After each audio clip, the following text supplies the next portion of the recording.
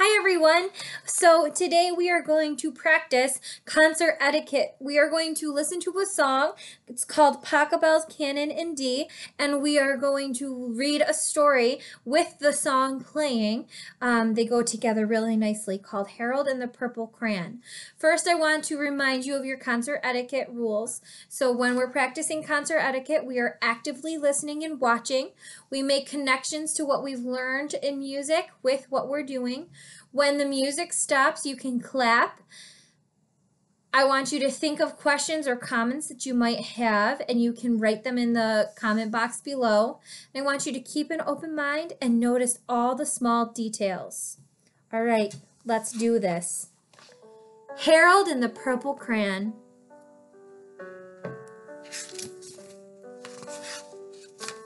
Harold couldn't sleep. He wanted to play, but he had no one to play with. He decided to play with his stuffed dog, Lilac. He threw a rubber ball across the room. Lilac didn't chase the ball. Lilac didn't bring the ball back. She couldn't. Lilac was just a stuffed animal. Harold wanted a real dog, so he picked up his purple crayon and set off on an adventure. Harold drew a path and started on his way.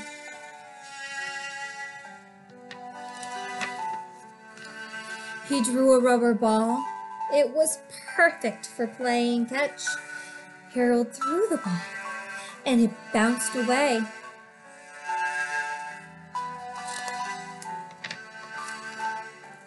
Lilac caught the ball. She brought it to Harold.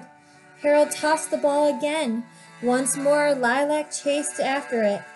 At last, Harold had a dog who liked to play catch. Lilac was proud. It was good at tricks, too. A dog who does tricks deserves a reward. So Harold drew a big box of dog biscuits.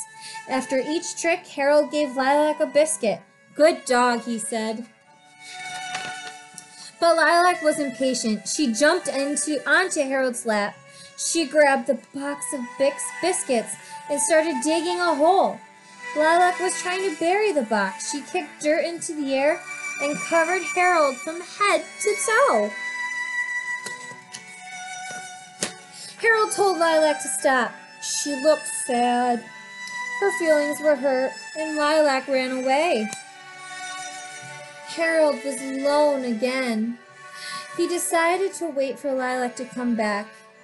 He was tired, so he drew a chair. Harold waited for a long time. He grew bored. Then he had an idea. He'd draw a new friend. Harold drew a large round bowl. Then he drew a plump goldfish, but the fish didn't want to play. It just swam in circles. So Harold drew a big dog. The dog sat down, rolled over, and fell asleep. A sleeping dog isn't any fun, thought Harold. So Harold drew a very puppy dog. Harold drew a ball and threw it, but instead of bringing it back, the dog played with the ball all by itself.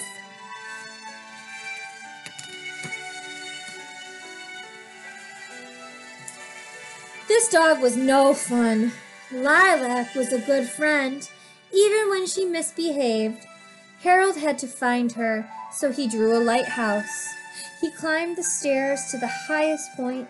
He followed the path of the light and looked in every direction. Finally, he spotted Lilac. Harold rushed to Lilac. Harold patted her happily. Lilac wagged her tail. She was happy too. Harold drew another ball. He threw it for Lilac again and again until they were very tired. Harold and Lilac rested. Then it was time to go home. Harold reached up and drew his bedroom window around the moon.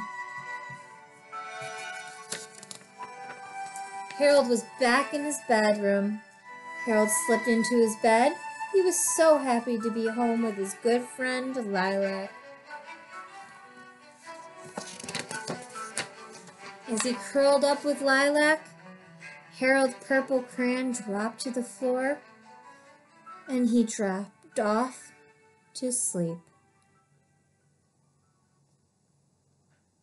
The end.